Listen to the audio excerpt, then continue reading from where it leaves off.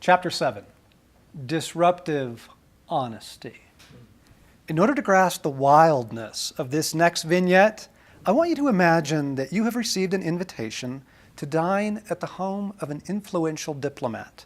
The governor or your ambassador will do. A number of dignitaries will be present, bishops of the church, Supreme Court justices, a prime minister.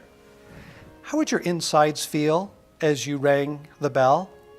How self-conscious would you be of your appearance, your manners?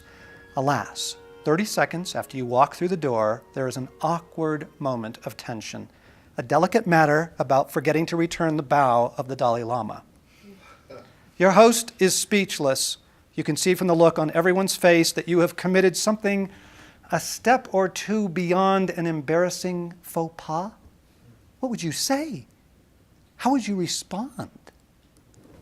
When Jesus had finished speaking, a Pharisee invited him to eat with him.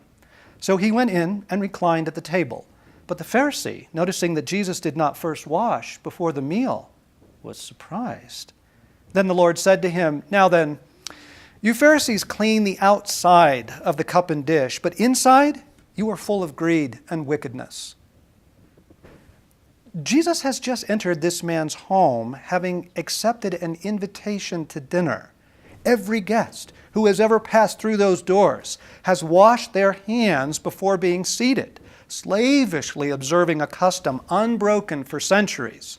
It is a test of orthodoxy and solidarity. Jesus knows this, knows that they are watching his every move. He walks right past the line at the wash basin, makes himself comfortable at the table. The Pharisee apparently is speechless. Jesus reads the look on his face and offers an explanation. "Oh, the washing bit." He says that he takes a piece of flatbread, breaks off a bite, and chews it. It completely clouds the issue. Outwardly, you look sensational, but inwardly, your heart is full of extortion and evil. The things Jesus says. Apparently, he's not concerned about being invited back. May I remind you that whenever you are watching Jesus, you are watching love? You can always hold that up as you encounter startling passages like this one. I am at this moment watching love in action. Remember, Jesus is not strolling through the Israeli countryside offering poetry readings. He is on a mission to rescue a people who are so utterly deceived, most of them don't even want to be rescued. His honesty and severity are measured out precisely according to the amount of delusion and self-deception encasing the listener. When a soul is encrusted with pride, bigotry, self-righteousness, and intellectual elitism, as was his dinner host, then that shell does need to be struck hard at times in order to cause a crack that might allow some light in. Jesus strikes with the precision of Michelangelo. At another dinner engagement, this one at the home of two now famous sisters, Jesus is pulled into a sibling squabble. Now, as they were traveling along, he entered a village, and a woman named Martha welcomed him into her home. She had a sister called Mary, who was seated at the Lord's feet, listening to his word. But Martha was distracted with all her preparations, and she came up to him and said, "Lord, do you not care that my sister has left me to do all the serving alone? Then tell her to help me." Okay, Jesus is a sharp enough man to know not to stick his head in a hornet's nest. These family quarrels have a long, tangled history, like Middle Eastern politics. Come to think of it, these quarrels are the long, tangled history of Middle Eastern politics. Martha demands Jesus take sides.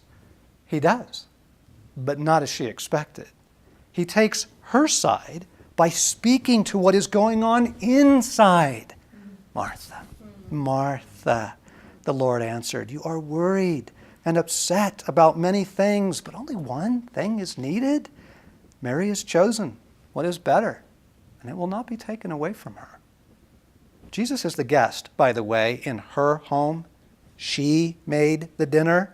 If it were me, I think I would probably have tried to diffuse the tension by just offering to help Martha myself, skirt the issue, but it would leave Martha in her self-righteous snit.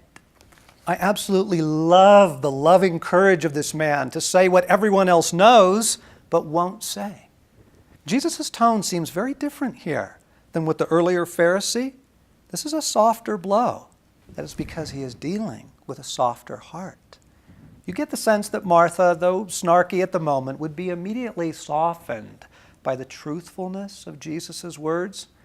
This is their first reported encounter. But the sisters and their brother, Lazarus, go on to become close friends of Jesus. Martha's home is his first choice of refuge whenever he is traveling near Jerusalem. Apparently, his words were just the right touch at just the right moment. Now, in order to appreciate how beautiful this is, think of how rarely it occurs and how even more rarely it is done well.